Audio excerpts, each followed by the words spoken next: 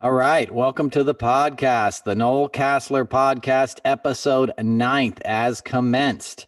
We're back here for another week to break down what was one of the craziest weeks in a year that had, has already been insane. And we're just at May 1st today. We tape it on Saturday. It was an insane week. And unfortunately, we've grown numb to that, but I still find it jarring and completely insane. So back here to help me break it all down is my main man, Jimmy Kennedy. Jimmy, how you doing on this fine Saturday? Doing fantastic, man. It's been decent weather in Indianapolis for a couple of days, so got a new hue for the camera. Looking camera ready today. So that's nice. Yeah, Jimmy's bright pink. He's got his hair slicked back. He's a lady killer. Saturday night. You guys will see this on the video clips. I got a little sun on my face. It's nice after that winter we had to have the sun come out, Hopefully.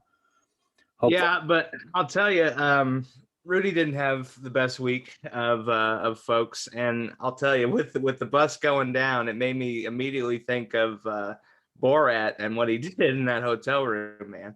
Like him being so routine with that sort of criminality, it really kind of boggles the mind as to what they might find in that office. Yeah, well, they're going to find all kinds of stuff. I mean, Rudy's been a scumbag for a long time, and I talked about that in my car rant yesterday. The way he laid down on that bed and started unzipping his pants, he'd been there before. He's like, oh, this is the part where this girl, takes care of me. That's insane, and his excuse was that he was taking off his lavalier mic.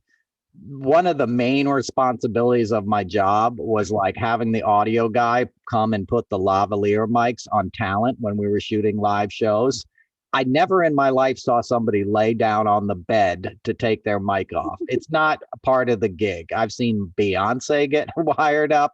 I've seen, big stars and stuff. No one's ever laid down on a bed and started to unzip their pants. He thought he was going to get him some, and he had no problem doing that with an obvious teenage girl, which is part of their MO. Those guys traffic in young women because it becomes a status symbol. Once you get to a certain amount of power and wealth, unfortunately, it becomes easier and easier to exploit women. It's not that, it's not that hard to meet women. If you go out in a big city in a bar or something like that, and you're acting like a big shot and throwing money around, you can attract women. So there's no reason to go for underage girls, but it becomes a status symbol because it's illicit. It's like getting the best caviar or something. That's a horrible analogy. And I'm not equating human beings to something rare. I'm trying to explain how these wealthy men view it, and they use it as a currency. And that's what Matt Gaetz was getting involved in. He was idolizing Trump. He was taking everything from his playbook, being a troll, being this outsized, larger than life character, not really doing any work, showing up with a gas mask on the floor of Congress. So he saw, like, how do you get real power? You get real power by getting compromising material on your friends and your enemies. And his father is the head of the Senate down there, the state Senate in Florida. So his father is probably like guiding a lot of these actions. And Tallahassee is particularly known for sort of using sex as a way to get legislation passed. There's a lot of great articles reporting on this in the Miami Herald. When it's the end of the session and all the bills are getting passed, they send these women into these bars to meet these state senators, and they're sort of lobbyists that are willing to go all the way. So it's nothing new, but I think it was something that Matt Gaetz was trying to really get his nails in, and he was doing it himself. Obviously, he's, he's not married, but obviously he's a freak and a pervert, and got some weird stuff. So he was participating himself, but he wasn't just a customer. I think he was trying to set up an operation there, and that's why they brought in Roger Stone to try to get Greenberg, I think that's his name, right? Try to get the guy a pardon. It came out this week that the guy had written a letter and saying, I witnessed, Matt Gaetz having sex with a teenage girl, right? So he is screwed. And at that point, Trump didn't give him a pardon.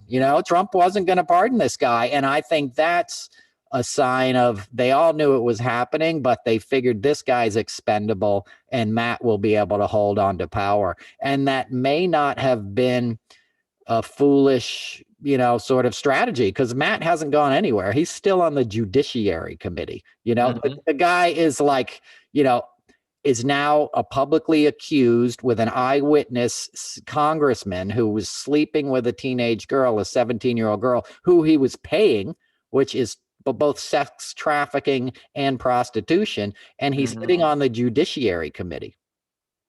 Well, and what's crazy too is that when you look back at that Tucker Carlson interview, right, and he tries to loop in Tucker, it might have been trying to link him to that whole operation, that Tucker is somehow involved either as a customer or as an operator. We don't know, and that's it kind of adds to the it thickens the plot, if you will. It definitely does, and Tucker was definitely involved. I know, I don't have firsthand experience, but I could tell by the way that conversation went down when Matt Gaetz was on Tucker's show. That's called throwing your buddy on the bus, under the bus. He was like, "Hey, you remember that night? You remember those two chicks we were out with?" Tucker wasn't there with his wife. I guarantee you, Tucker got home that night, and his missus was like, "Hey, what was he talking about?" "Oh, nothing. I don't know. He's crazy," And he became persona non grata after that moment. Tucker will never have Matt Gaetz back on his show. He's done.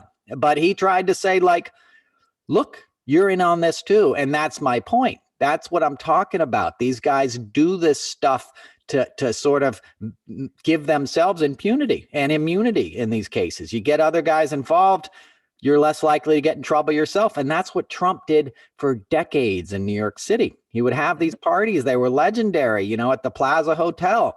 And he would like bring all his business associates and they'd all do cocaine. And then they'd go off into the bedrooms in the suites with these girls. And then he would, he'd be recording them, and like, that's what Trump model management was. It was sex trafficking. It started with a thing called the look of the year contest, right? And it was elite models, and they'd bring all these 14 and 15-year-old girls over to New York City from Eastern Europe and stuff, and they'd take them out on this boat in New York Harbor.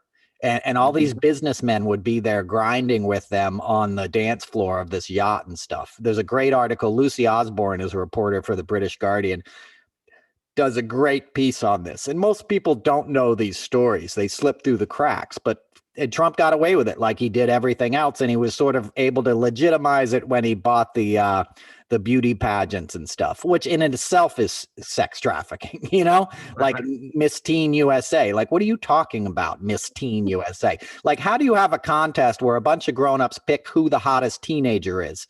In a bathing suit? Like, right then and there, something is wrong. Like, I'm not even on TikTok, like, I don't want to see a teenage, if I'm sitting on the beach, you see a hot girl who walks by, you know what I mean? But I'm not going to put them on stage and have a contest and see which one has a better body. Even Miss Universe was like 19 and 20-year-old women. So he was able to legitimize and commodify the trafficking, the ranking, and the exploitation of women. And he brought his daughter in on it. I mean, she was 16 years old when she was hosting Miss Teen Universe, or Miss Teen USA, it was called, that franchise. It's a family affair. He would bring these girls over. He'd put them 6 in a bedroom. He had this apartment on the East Side. And these girls would like be stuck in these rooms, in these bunk beds, and he would make them pay off their freight, so to speak. Like, he would charge them for their visas and things like that. And they were like indentured servants, and they would have to go work these parties on his behalf. And none of them ever got modeling contracts or did any legitimate work. There was no AC. One of them tells a story of a homeless guy peeing through the window, and she woke up with pee coming on her face, because the homeless, because like they had no AC. Like, it was that substandard living. This is all documented. I'm not making this stuff up. You can look in Lucy's article and read this stuff. And that was Trump. And his daughter knew that. His business associates knew that, but nobody was going to make that much noise because they were compromised in many ways too, or they were greedy. And that's the playbook of the Republicans. That's what they're doing these days. That's what Rudy Giuliani is doing. It's that, and it's trying to distract. Rudy's going to have a press conference today. Unfortunately, I haven't seen what it is. So, our listeners are going to probably have even more wild stuff. His face may melt off. He's going to Weehawken. He's probably laying down some bets with Vinny on the, the Kentucky Derby, which is later this afternoon. So after he sees his bookie, he's going to have a press conference. He's going to say a bunch of bat-esque crazy stuff and try to distract from the fact that he was working with the Ukrainians to get dirt on not only his political opponent, but to get a legitimate U.S. ambassador, Yovanovitch, I'm probably mispronouncing her name, to get her fired. Maria Yovanovitch. They were trying to get her fired because she was investigating corruption in Ukraine.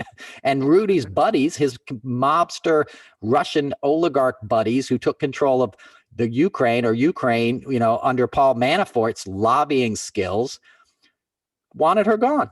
So Rudy Giuliani became a lobbyist for Russian mobsters and was successful at it, in currying not only policy change and getting her fired, but also getting dirt on the political opponent of a sitting president of the United States. Right. Let that sink in. That is insane. That is a level of corruption we've never known in this country. And we've lived through some stuff. We're not we're not immune to scandal and corrupt politicians, but this is on a whole new level. This is sloppy gangsta stuff. If this was in a series you were watching on Netflix, you'd be like, that's unbelievable. Nobody would be that stupid. Nobody would get away with that kind of brazen stuff. Nobody would have a lawyer with his hair dripping off down the side of his face contesting an election. But that's happening. That's happening right now. They're recounting the election in Arizona, and it's spreading. Well, and what kills me, I mean, let's take a step back for a second. There was all of this concern about Ukraine and Hunter Biden, right? And the supposed laptop that had all this information on it. You had the whole QAnon conspiracy, which was built on child pedophilia. The GOP has also inserted these stories on the opposite side to make it seem like the Democrats are the ones that are perpetuating all of this criminality, when it's really them. We're continuing to see this exposure of the crimes that the GOP has accused Democrats of. They're the ones actually doing it, carrying it out.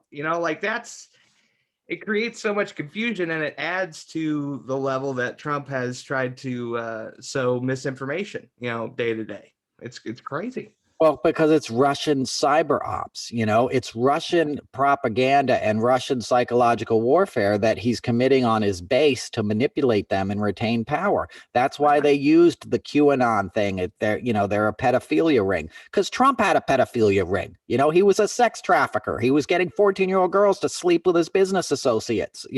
That's pedophilia. It's not the technical definition. We don't, it's not sleeping with children. It's technically something different, but for all intents and purposes, and in the eyes of the law, it's sleeping with minors and children. Trump was involved in that. So the Russians found a group of people that are most likely, everyone, unfortunately, lots of women are likely to have like incest and abuse and sexual trauma and history. It's a pervasive problem in both parties with men all throughout this country and this planet, if you want to get real. But they knew, let's target these people in Michigan and Wisconsin. These female voters are most likely to be very receptive to that sort of psychological thing, because who's not against pedophilia? Who's not going to want to be a warrior against that? So they painted Trump as this warrior of that, and Hillary Clinton as this villain who was running, a sex trafficking ring out of a pizza shop. It sounds crazy, but when you're a dumbass and you're on Facebook, and you get most of your information from Fox News and your stupid husband who's listening to his buddy next to him at the bar, and then getting in his pickup truck and driving home with his NRA stuff and his Nazi, memorabilia in the basement, it makes sense. And it gives you a sense of purpose. And that's why it was so weaponized. And that's why that election was so insane, and why this past election was so insane, because people feel like they're fighting good and evil. They're not just picking a president. They're in the Game of Thrones all of a sudden, and the Democrats are these socialist, baby-eating psychopaths that are coming to take their way of life. And you saw that in the Republican convention. It was insane. That thing was produced by Mark Burnett. I don't care what you tell me. He's a reality show producer, and he knows how to manipulate people. They had people giving speeches saying they were putting baby parts in a room and stuff. There was crazy stuff in there designed to push those psychological buttons. And the Russians had done the research. We just found out a couple of weeks ago that Kalimnik did, in fact, pass the information to the Russians, right? The Trump voter data. That was what the data was. It was saying, here, we need to swing this county. Obama won it last time, but it's full of like white folks that make 60 grand a year that are susceptible to this stuff, that have responded to these articles, that have clicked on them on Facebook when we say, hey, Obama or Hillary wants to take your guns and stuff. They gave them the exact analytics of who they needed to micro target. And then they amped it up into this QAnon batshit crazy stuff. And they sold it to them and it worked. And they built an army with it. That's why it's not going away. Most people would think like that guy's an idiot, Trump. He was just last night, like down at Mar-a-Lago, babbling at somebody's wedding about how, he was still going to win. It's May 1st today. And he still thinks he's going to like somehow win some recount. Right. But his supporters haven't wanned from that. It hasn't waned, that kind of like insanity. They're still doing recounts, as I just mentioned. So my point in that is that he has militarized these people. He built an army, because normally people would be like, you know what? I'm sick of that guy. Biden's not so bad. I got a fat check in the bank, a decent check. The economy's picking up. Everybody's getting vaccinated. Like there's hope again. We're coming out of a long, dark period, but his people are still fighting this war and still believing it's going to happen. And they're being egged on by the people that propagated it in the first case, first case promulgated it. Mike Flynn is still out there giving speeches every day. Lynn Wood has a big rally today, Bikers for Trump. They understand what they did. The people behind it, the people that are getting manipulated don't understand how stupid they are and how much they're marks. But the people like Mike Flynn, the dangerous people, the Roger Stones, the Paul Manaforts, these guys got pardoned for a reason, because they went back to work for the campaign. That's why Paul Manafort got out of jail, and Mike Flynn and Roger Stone, they got pardons because Trump needed them. And we didn't do anything to them, and they're still walking free, and they're doing a lot of damage. Well, and one thing, when you talk about Trump supporters, I think it all goes back to, because I've tried to figure this out.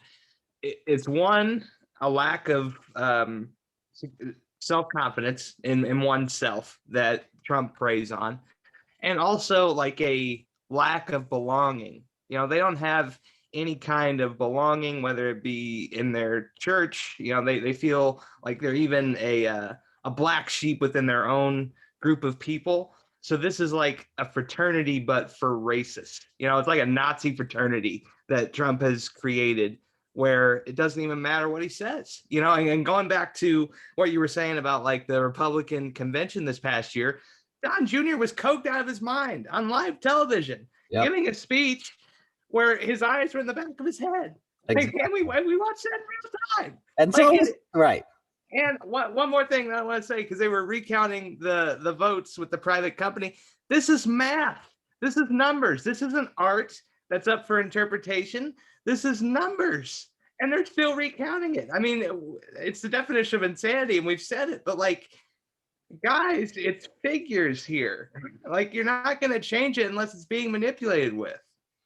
Exactly. And the company that's recounting them is called Cyber Ninjas. It's like a private company that's like giving money to Trump. It's insane, but it's dangerous, because it's basically they're doing it right in front of your eyes. And what it's going to lead to is we're not counting the votes. If this county doesn't vote Republican next time, we're not even going to report the tallies. That's what they're doing. They're sort of having this insanity and this QAnon stuff make its way into the firmament of the state and local GOP infrastructure. That's what's happening. That's what's so scary about Arizona and Georgia, and why it has to stop, because they're taking democracy and they're gonna just claim we won. Sorry, we're sending Marjorie Taylor Greene next time.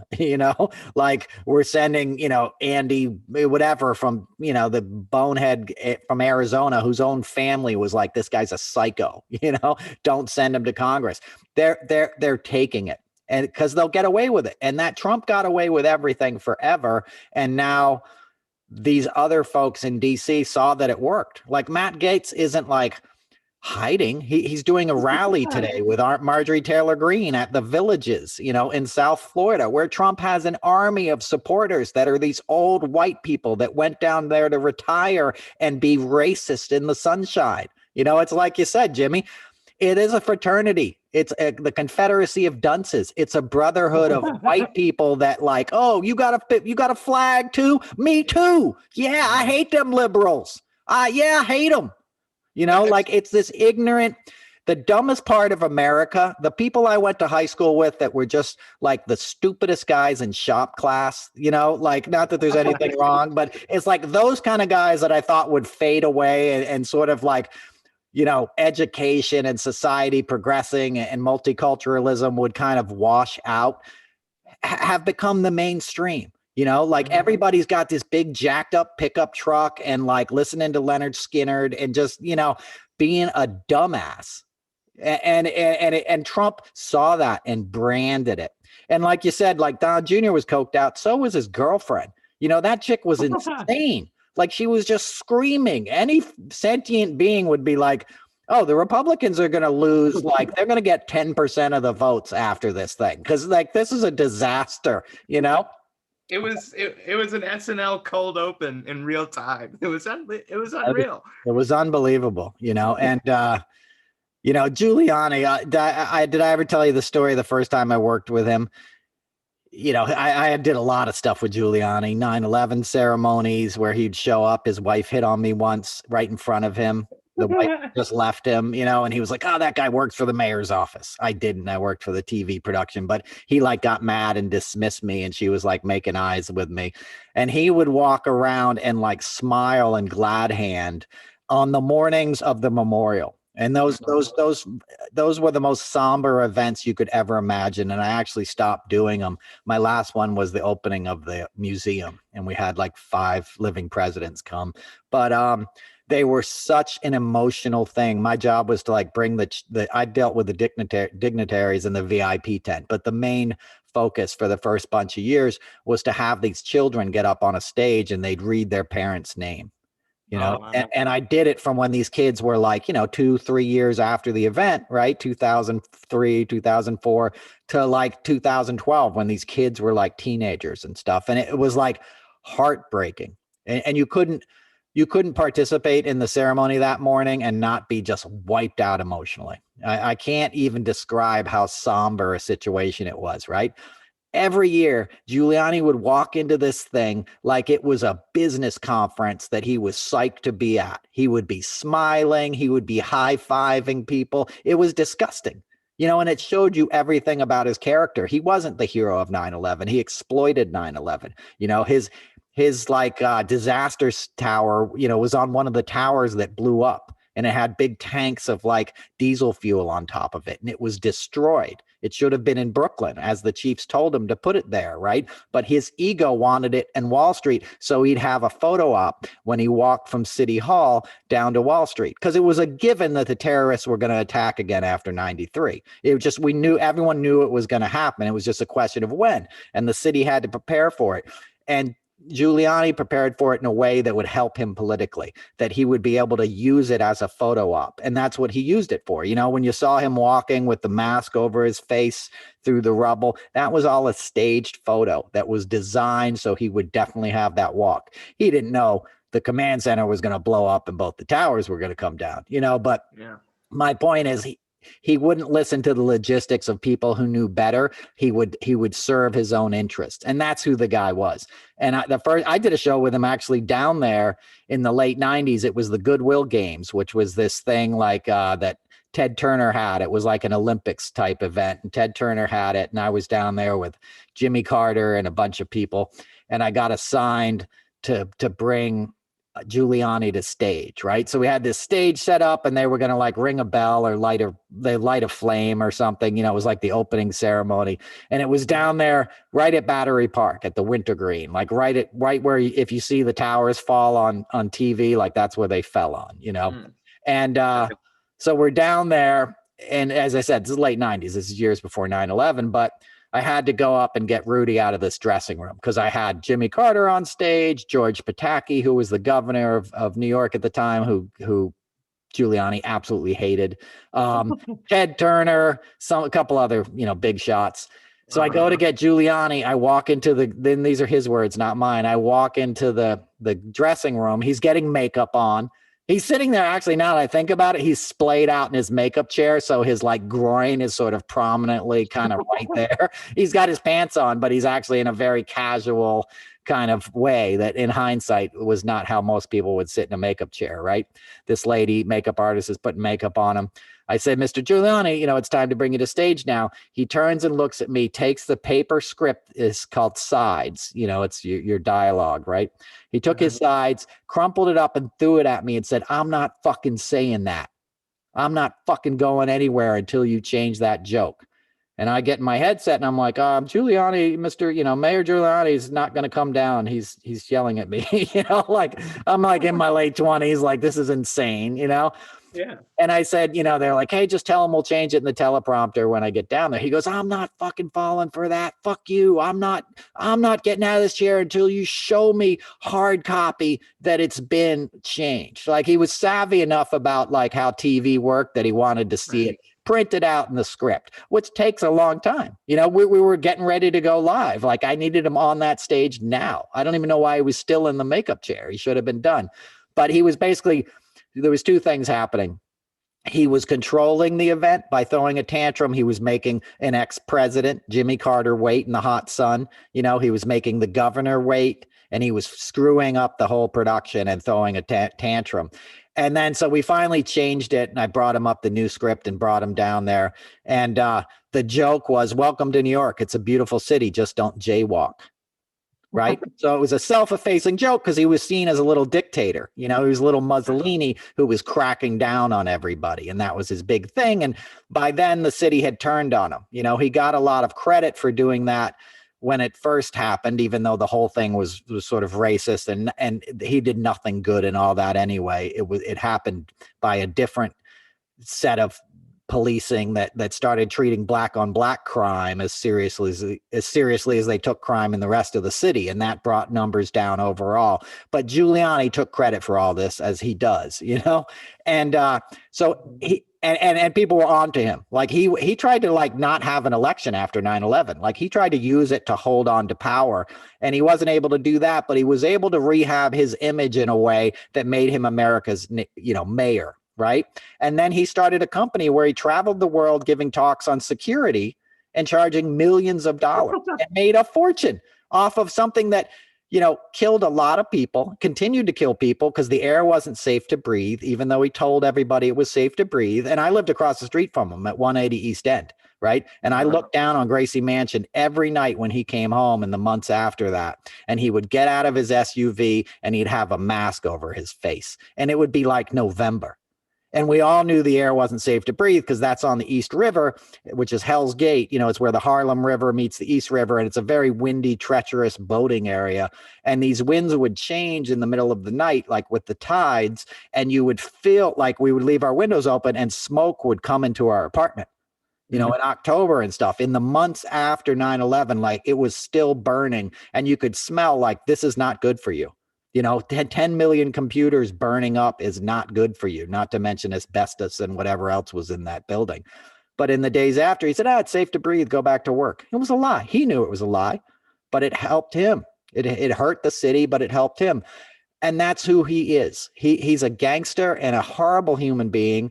I tell people this all the time. If you think Trump is bad, I think I said this on the show, Rudy Giuliani makes Trump look like a nice guy. And I've worked with both of those guys, and they were also partners in many ways because it was Rudy who chased out the Italian mob, which was Trump's first business partnership, was the Genovese crime family.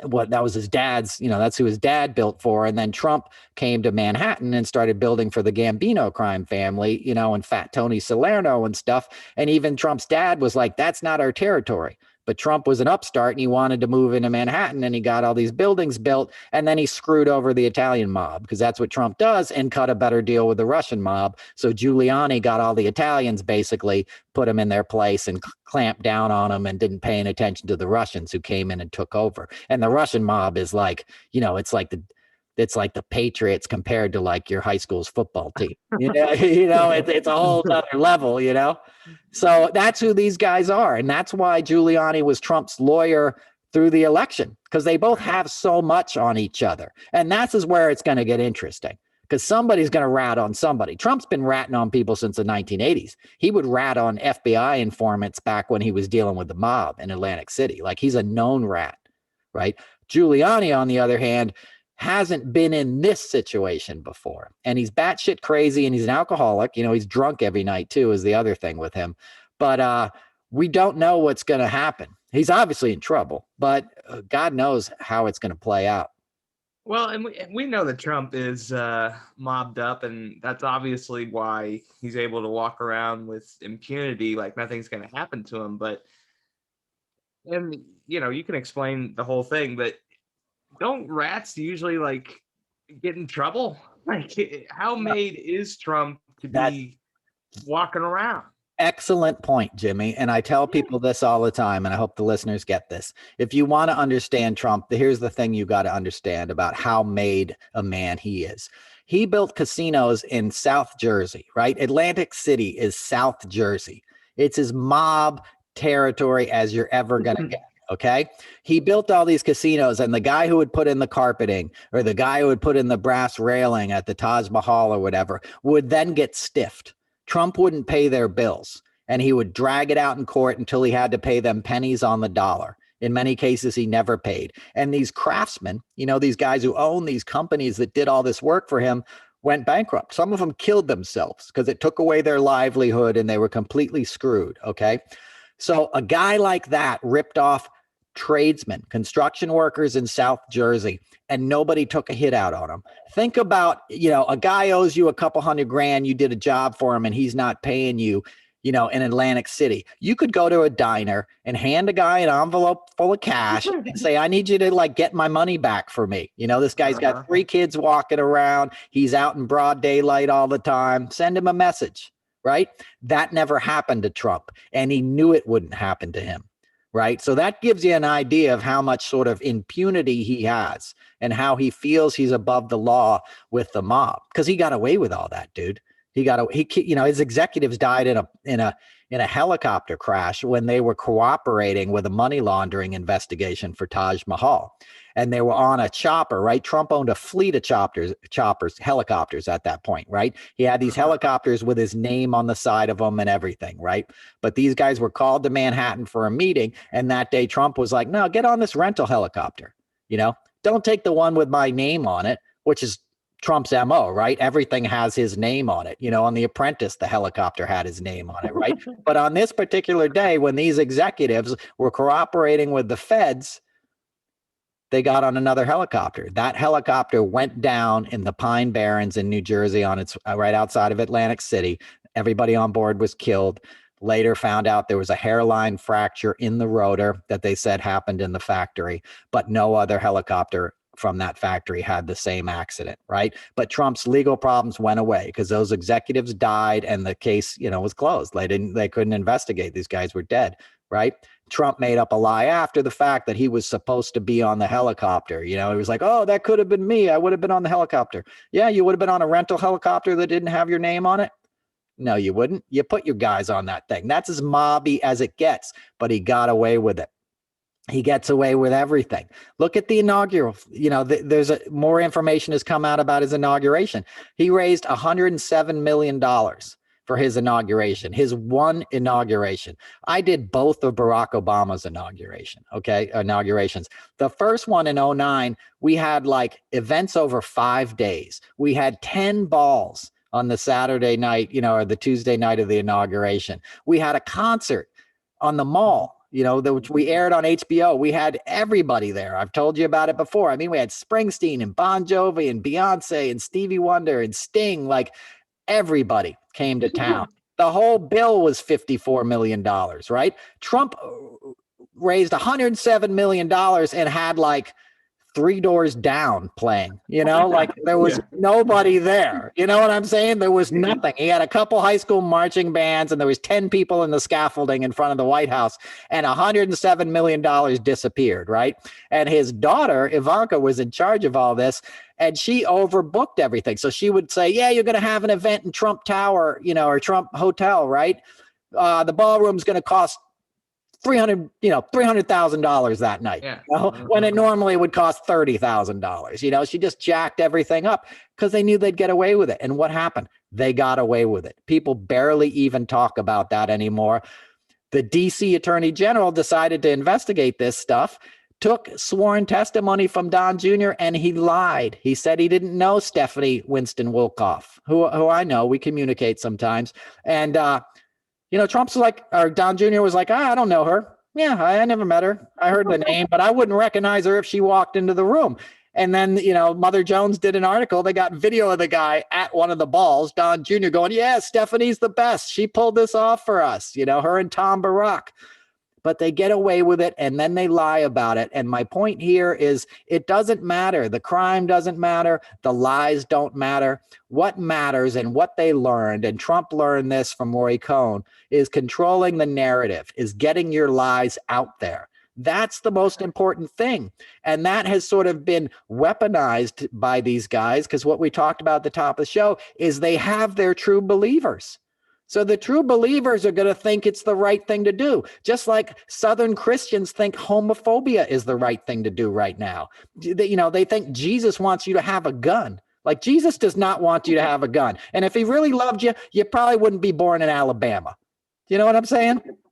That's a joke. I love Alabama, but you know what I'm saying? Like they can use any kind of hatred and malfeasance and criminality to disguise what they're doing if they have the faithful on their side. It's like you said last week, they're like televangelists. So really the only thing that matters is getting to the microphone, getting your side of the story out there. And unfortunately, we live in a time where that can happen. Rudy Giuliani has a podcast. He's already talked about these events on his podcast. He was on Hannity or somebody that night talking about this stuff. They have, and that's a weapon. Too much social media and too many outlets are a dangerous thing because people don't know what the truth is anymore, and they pick what they want to hear, and the algorithms then feed them what they need to hear, and then they get all jacked up in these ecospheres, and you can't talk somebody out of that kind of stuff. It's going to take generations to clean up the mess. And I don't know that we'll ever clean it up because we've never been here before. No. And the most embarrassing part of it all is that CEOs like Mark Zuckerberg don't care. At the end of the day, he's going to get his cut of his stock that he's invested in, and he's going to continue to build Facebook into the monster that it's become. It's kind of a Frankenstein of Silicon Valley to be able to build a weapon this powerful. We've put the entire social experience online. People don't have to go outside and talk to people if they don't choose to, and they can, as you said, they can insulate themselves in a cocoon of what makes them comfortable. And just as a human being, that doesn't make you a better person. Get out there, gain experiences that are different than your own, because overall that helps you develop empathy, which Trump supporters have none at this point. I have not met one Trump supporter with an ample amount of empathy. They don't have empathy, and that's as a theme of mine is talking about taking the humanities out of public education. That's what Reagan came in and did. They don't have empathy because they're not exposed to other cultures. They're being exposed to what they're being sold as the righteous American culture. I saw a picture on Twitter the other day. There was an American foods section in somebody's local ShopRite or something. And it was like Jell-O and stovetop stuffing and Aunt Jemima, corn syrup, pretending to be maple syrup, and just junk food. And we're a junk food nation. You know, and it's like I said earlier, you know, it's like the dumbest people with the lowest common denominator and lack of sophistication. And you don't have to, this is not a wealth thing. It's not a socioeconomic thing.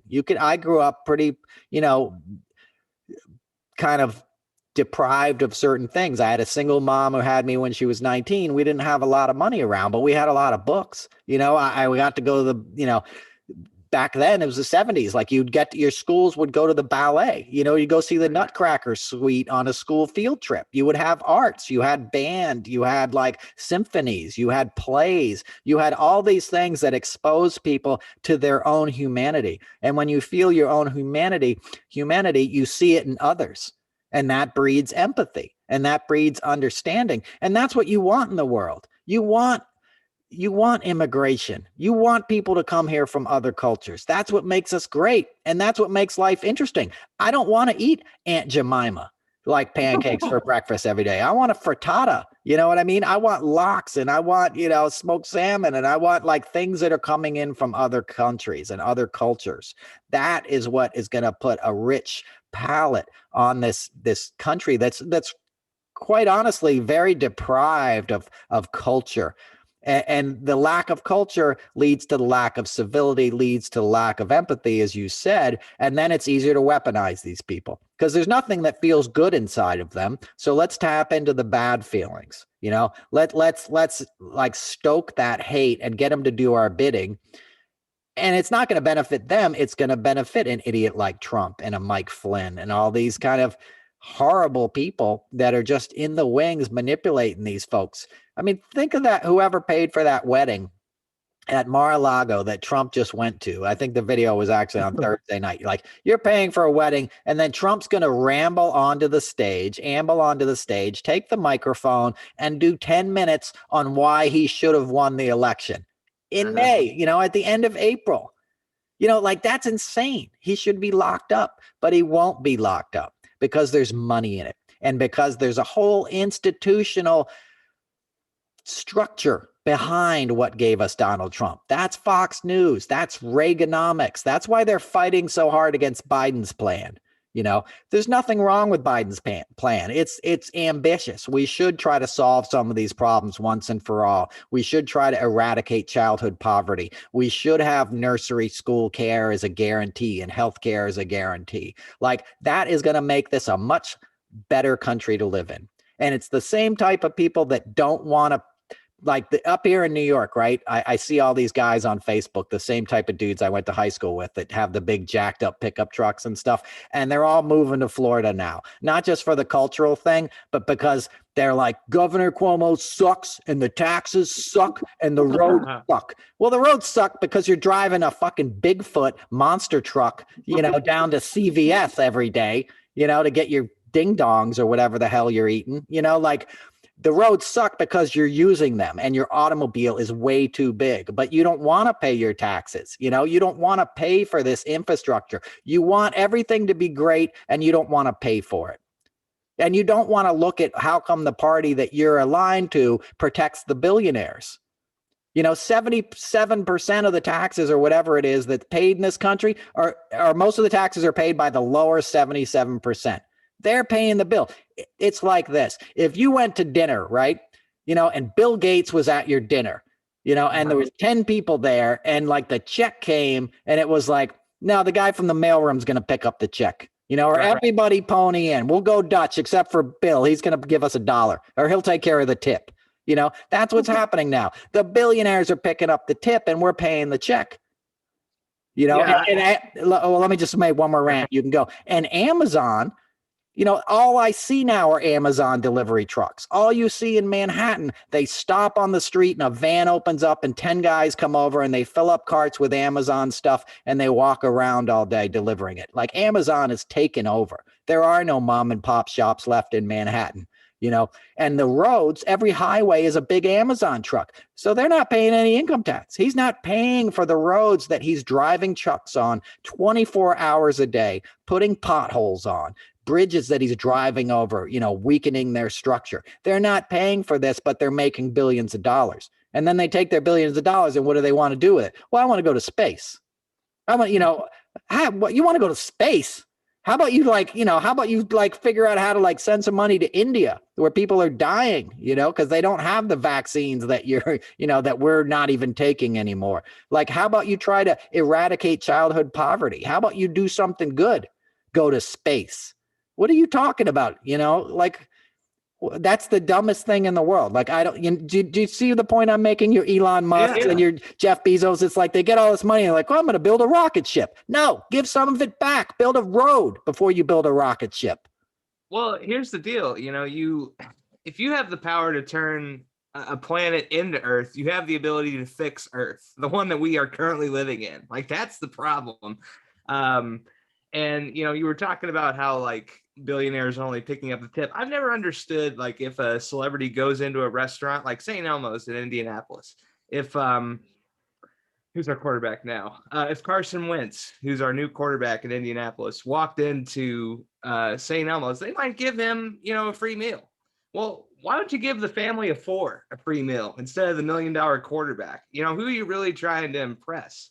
And that's another issue with America. We've lost touch with being humane toward the right class.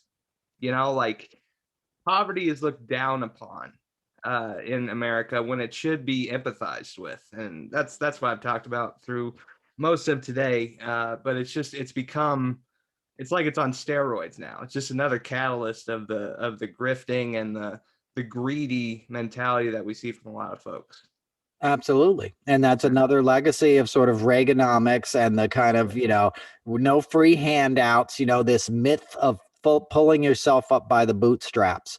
It doesn't happen, and if you're an African-American, a minority in this country, or you're born poor, it's almost impossible to get out of that circumstance because you're not getting the free breaks that the wealthy are getting. You're not getting to go to these great schools. You're probably not getting a lot of the scholarships because those are being taken up by, Muffy and Buffy, and their kids that are playing lacrosse or whatever, and have don't have to work after school. So, but they've demonized poverty, and it's seen, that a lot of Lee Atwater was a Republican strategist, and a lot of that came by saying that they're lazy. It's a racist trope. They're lazy. They don't want to work hard. I made this. I used to work for this guy in Manhattan who owned a publishing company in the 90s. And he was a really wonderful old New York liberal guy, but he was a Brooklyn guy, grew up in before World War II. He said World War II was the first time he had 3 meals a day in his life because he grew up poor on the streets of Brooklyn, and the government enlisted him and he got to eat, and then he built a big successful company in Manhattan and he gave a ton of money. He was an early supporter of Andrew Johnson in Atlanta and stuff. And he would always hire African-Americans and Latin Americans, anybody he could get his hand on basically who wasn't white and didn't and he would hire white people too. He hired me. I mean, I look as white as you get, but he would say to me, whether you think it or not, just by being born white in this country, you have such a leg up. He realized that. He's like, whenever you hear these white guys talking about, I built everything myself, I pulled myself, he's like, it didn't happen. You didn't do it yourself. You got a handout somewhere along the line. And somebody like Trump, the GI Bill was their whole fortune. It was what they called socialism, right? Was FDR, and the New Deal was all these FHA loans that Trump's dad took advantage of to build all this housing that was his empire, right? He got these no interest loans from the government, and that's how he started building real estate, right? That's socialism. He was getting a handout from the government, and then he cheated on his taxes and taught his son how to cheat on his taxes. And, Don taught his kids how to cheat. They took something from the government. Donald Trump used to take a star deduction in New York City. That's meant for people who make less than $350,000 a year, $500,000, and it has to do with a school tax, right? Trump would claim that tax, right? If we were going to school together and there was an option of free lunch, Trump would be taking it. Trust me. So they'll take handouts. They just want to pretend like they don't, and they want to demonize the people who do. And that's part of the same con. You know, it's part, you wrap it up in a flag and wrap it up in this like, well, white people just work hard and those other people don't want to do the bullshit. You want a free ride. You want cushy things. You know, you want a low interest like deal on your big mega truck instead of driving the same truck that you drove 10 years ago. You know, That's human nature, man. Yeah, that's human nature. One point that I was gonna make was that like Trump's, he's always touted that he's a billionaire, but the guy, I think Nick brought it up in our bonus podcast, which you could check out on YouTube. The guy eats like cheeseburgers. You know, he has no class either. Like when you look at, KFC and McDonald's is primarily his diet. You know, like the guy doesn't seem to be in touch with a lot of the upper class of New York. No, he's not, because that society rejected him. And, there's nothing wrong with the people who eat cheeseburgers and stuff, but he doesn't even eat like good cheeseburgers. He eats McDonald's, bro. You know, he eats stuff that's poison that, and it's served to communities, knowing it's a poisonous food. And what do you think McDonald's pays in taxes? Not very much, Yeah. They don't want to raise their minimum wage. But yeah, Trump has I don't want to say low class because that's not fair, but he doesn't have the sophistication that one would normally have given that much resource, because he's just not curious about things. He doesn't want to try caviar. He eats his steaks well done. He wants a burnt steak on his plate. The guy owns restaurants in his hotels. He's got people that could get a nice cut of meat and cut it, cook it perfectly. He's not interested in that. And, when he had his hotel there in DC, I guess it still exists and nobody goes there, but they had the restaurant and they used to order extra large shrimp for Trump. This is while he was president, because he'd come in and eat. And one time he came in and ate, and he saw that, because he starts every meal with a shrimp cocktail. When he sits down, within 2 minutes, there has to be a Diet Coke. It has to be poured in front of him, and there has to be a shrimp cocktail on his plate, right? So this happened in like the John George's restaurant that's in the Trump hotel. I think it's John George's, right? And one time he sat down, and his dining partner got the same size shrimp as him. And he freaked out. So now they order extra jumbo shrimp just for Trump, but that's it. Shrimp cocktail, which is shrimp, in ketchup. And it was invented, St. Elmo's. Now that you mention it, Indiana callback, right? St. Elmo's invented the shrimp cocktail, but Trump would have to get extra big shrimp cocktail, and he never eats vegetables. He doesn't eat salad, and he eats a well-done steak, and then probably has McDonald's on the way home. He loves the McDonald's, the fat and sugar. Part of that is he's an addict, and that's what your body craves. When your liver gets all messed up from using drugs, your sugars get all messed up. So your body is craving fat and sugar because it's not healthy. Your liver is just working overtime to produce all this stuff, and your blood's all out of whack. So your body just wants another fix of something that will sort of spike it. And that's why he eats the fast food too. And one point I wanted to make too, when you were talking about how income inequality, that's something that we talk about a lot on this show. For folks that are against the $15 minimum wage, think about it for a second. I'm not saying that for folks that are like offended and think that, part-time jobs don't deserve a $15 quota. If you're getting $15 now, you should get 25. Like you're not who we're trying to attack here. We're looking at like Jeff Bezos, that kind of wealth, not middle class wealth. I think that's kind of where the con has also been misinterpreted by these Trump people, because we're just trying to even the playing field a little bit here. It's not like I don't know. It's just confusing, man, that the lengths that these folks will go to ruin their own future. It's amazing. Well, yeah. They don't think about it in terms of their future. It's all about, short-term gains. That's how Trump lives his life. And that became intoxicating to the rest of these guys. Your Jim Jordans, all your GOP guys, your Tom Thune, who was one of the guys who came out against the, raising the minimum wage. It was like, when I was a kid, I worked for $5, whatever, at Kentucky Fried Chicken or something, like none of these guys are playing fair.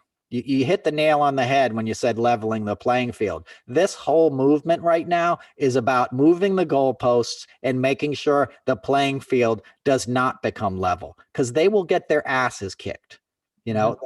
That's what we saw in the Attorney General confirmation hearings. That's what we see why they're so scared of AOC. They're scared of women, of people of color, of African Americans getting the same opportunities they got. Because then you're Andrew Giuliani, you're Don Jr.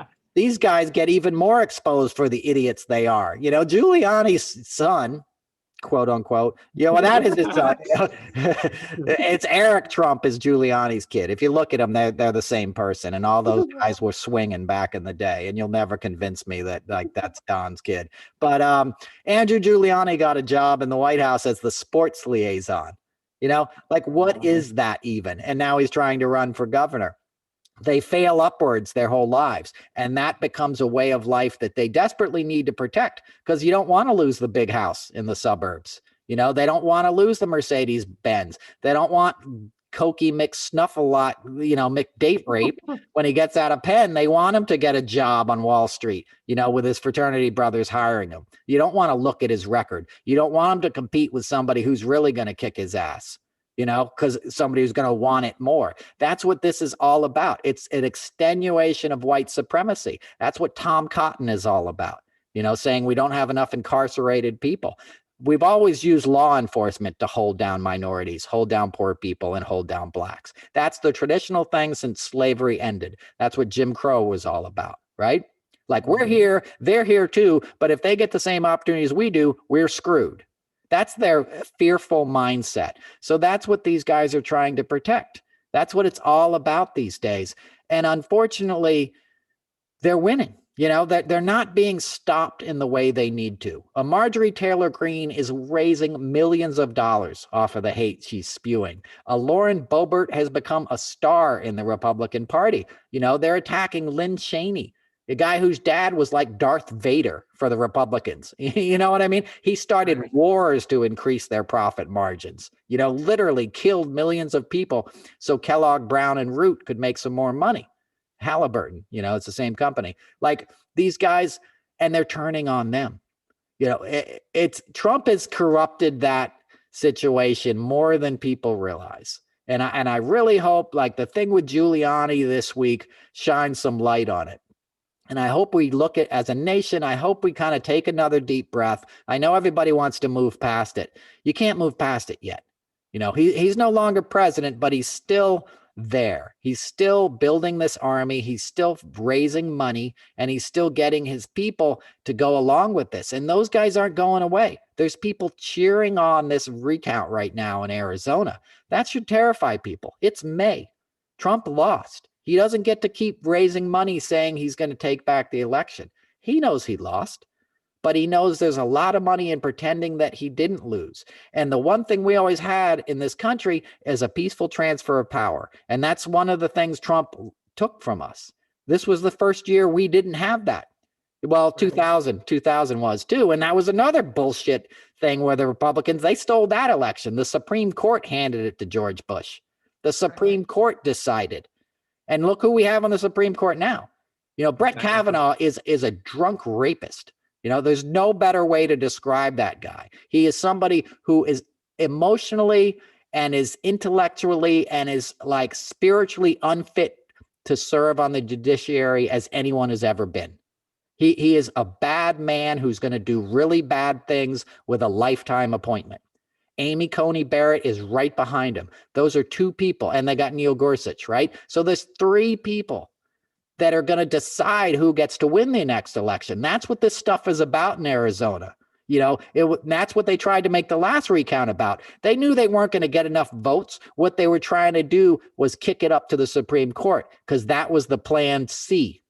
Right. Or the plan B. Plan C was probably storming the Capitol, right? Plan B was kicking it up to SCOTUS, and these judges that we bought, Brett Kavanaugh, by paying off his $2,000 gambling debt and his country club fees and stuff, was going to vote to make Trump president, because they saw it worked with Bush. He was not legitimately elected, and they were going to do it again, Karl Rove helped, throw the election for Bush back in the day. So they're doing this stuff and they're still doing it. The machine that gave us Trump is still well oiled. It's still consuming fuel and it's still rolling down the highway. And people need to get hip to that fact. Well, and what was the difference? I was only like 7 at the time in 2000. What was the difference in the Florida election that put it to the Supreme Court? It was like less than 1,000 votes, wasn't it? Yeah, I don't know. I don't remember. It was a very slim margin, and it was hanging chads, and it was all this. They were doing legitimate recounts, and then Karl Rove and the GOP said, like, let's disrupt it. The same thing you see now, like performative, kind of trolling. So they called it the Brooks Brothers riots. And they got these outside firms to start paying people to go down to Miami-Dade and these places that they were doing these recounts and try to break in and bang on the windows and be like, you're cheating. You're not counting that Chad. You're not counting that vote. The same thing we saw play out in this last election. It was just all concentrated down there in Florida, and they kept recounting, and it basically went to the Supreme Court, and the Supreme Court said, George W. Bush is president. They threw it to Bush. And I don't remember the exact numbers or whatever, but it wasn't legit. But for the good of the country, Al Gore was a bigger man and he conceded. He said, okay, fine. We have a peaceful transfer of power. If Trump had been in that same position, he would never concede, as we're seeing now. He's still not conceding, and it wasn't even close. Like Trump lost by more than anyone had ever lost by before, and he's still pretending he didn't. So it was the same sort of thing. It was just writ large, and you had a better quality GOP guy back then. I mean, and Bush was horrible. Like, I hated him, but he's a Rhodes Scholar, like, wonderful, like, human being compared to Donald Trump. Whatever he was, he wasn't like, he wasn't some evil scumbag dude in diapers snorting Adderall all day, only thinking about himself, which is Trump now. He's just walking around Mar-a-Lago. Apparently anybody who'll listen, he's talking about this recount in Arizona because he's crazy. And Rudy Giuliani is crazy. That's the other thing, is that we have a real mental illness problem in this country, and there's no shame in mental illness. I have mental issues I've dealt with, right? Like we all do. Like, I've seen therapists. It's good for you to get help. Life is not easy, so 100%. I'm not trying. What's that? 100%. Totally agree. Right. This is not disparaging anybody who deals with mental illness. I'm in recovery. Addiction is a form of mental illness, right? There's no shame in it. You get help and you get better, right? You deal with it out in the open. But we have a huge mental illness problem in this country. And Trump and Giuliani were as mentally ill as you could be for their entire careers in the public life. They were extreme narcissists, just like Joe Manchin is now trying to hold everything up for the Democrats. He's a narcissist. Yeah. It's people like that can only think about themselves. The last thing you want in a leader is somebody who only thinks about themselves. And that's what these guys are. And that's what addiction is. It's compulsion. You're only thinking about your own self-interest. That's Giuliani. That's Donald Trump. 5 months after he lost, 6-7 months after he lost the election, anybody who'll listen, let me tell you about this recount in Arizona. Like, that's crazy. His kids know he's crazy. Ivanka's not hanging out with him anymore. She's pretty much fallen off the map. But Don Jr. is apparently in charge of his whole strategy and his reelection strategy, because he thinks he's going to run in 2024. He's raising funds. Go. So it begs the question for me. Is Trump is aware that he's lost? He just won't accept it? Like, yes. I guess with what I'm saying is, like, when he was talking about Jovanovic and he said, take her out, like, he's aware of everything right. He's doing. Yes. He's just trying to control the narrative like he's always been told. I'm glad you brought that up. Yes, he's completely aware. He's a mob boss. He's obsessive. So that's why he's still talking about it. That's what an addicted mind does. You obsess on stuff and just think about yourself. So his con right now is that he still won the election, but he knew he lost that morning. If you saw him, he went to the morning of the election on November 4th. He went to one of his campaign headquarters in Virginia, Northern Virginia, and he gave this really low energy speech. And the polls were still open, but it wasn't the Donald Trump you knew. That was because I guarantee you they got internal, numbers back, and they were like, "There's no way you're going to win this thing." right? So he knew that morning he lost, and then he had to sort of re-gin up his disappointment and get his ego fed again to like, all right, now we're going into recount mode. And if you remember, he came out that night at 3 a.m. or 2:30 in the morning. He was all high out of his mind and sniffing and stuff because he'd been using the drugs to make him feel like, okay, I'm powerful again. I'll just make everybody feel that it was stolen from me, which is aggrievement. Resentment is a huge thing in addiction. You know, you get resentful and you get sort of, you feed yourself this narrative of how you've been wronged, how you're the victim. You know, it's how he addressed the Giuliani situation this week. He said, nobody's ever seen anything like this before. It's so unfair.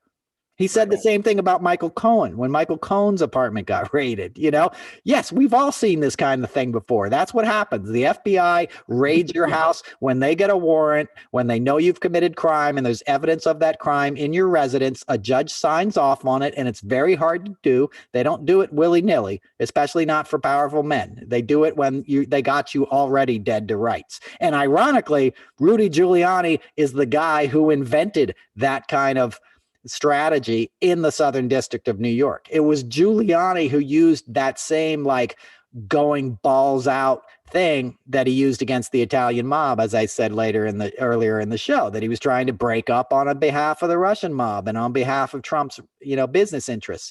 It's now come back to bite him in the ass, right? But to your point, yes, Trump knows he lost, but he knows the only way his ego can still feel alive, because for Trump, it's not about holding power or anything. It's about feeling validated, because he's so deeply insecure as a human being. He's so broken as a soul that he needs to feel like he's winning, right? That he's the most powerful man on the earth. You know, most guys would be like, so what? I got to do it for 4 years. I hated the job. I sucked at it. I own a golf course.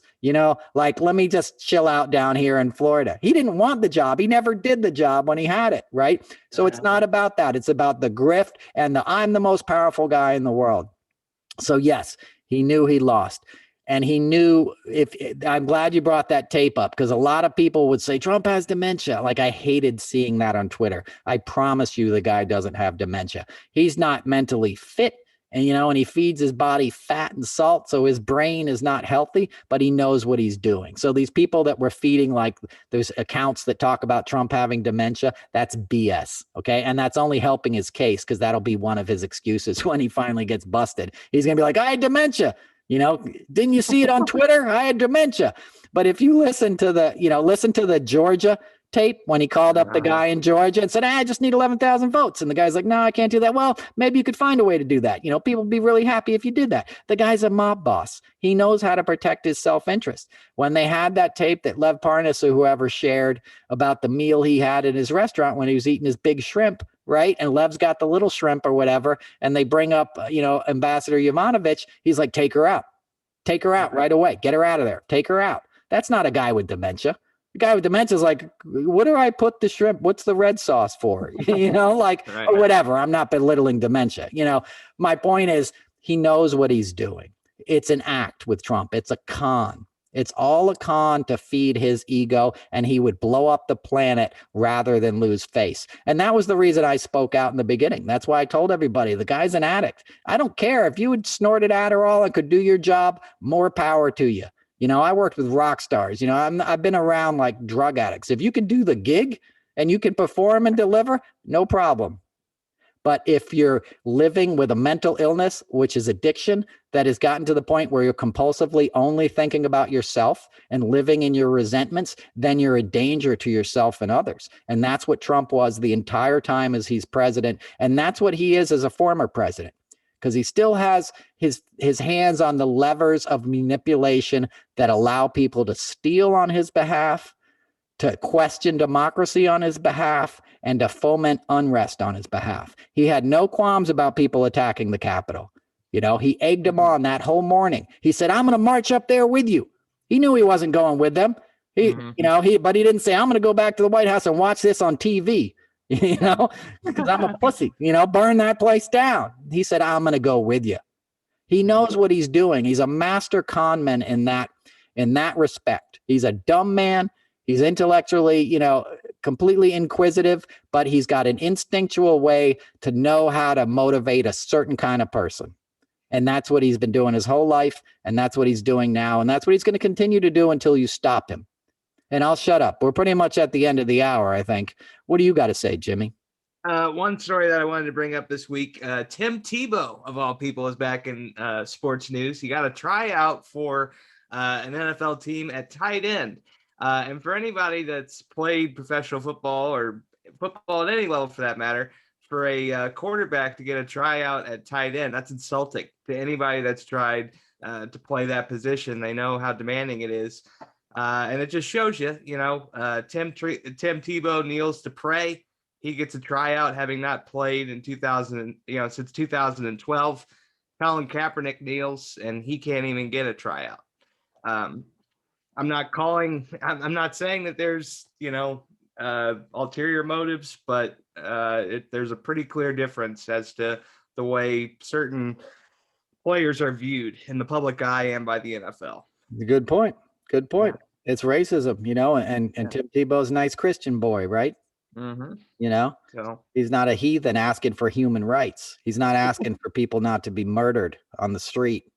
And before he played football, he was playing baseball with the New York Mets, having not played baseball since high school. Like, the guy is as privileged as it gets.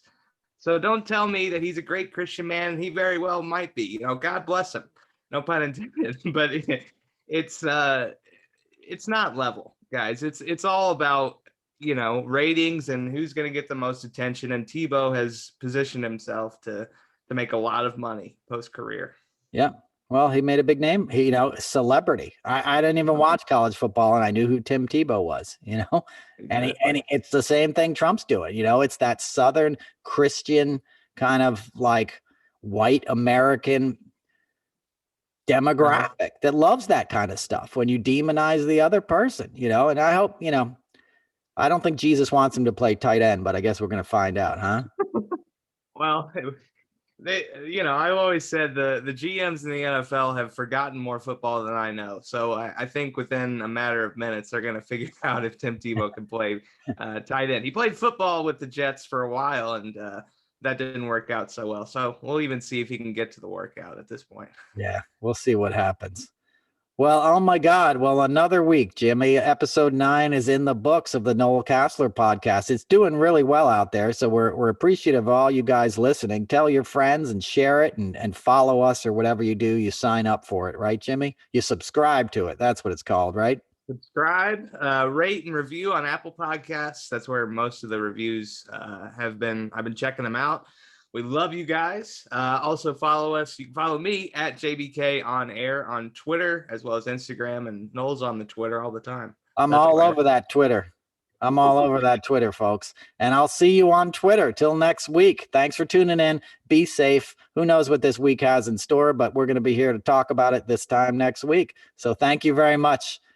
Take care, everybody.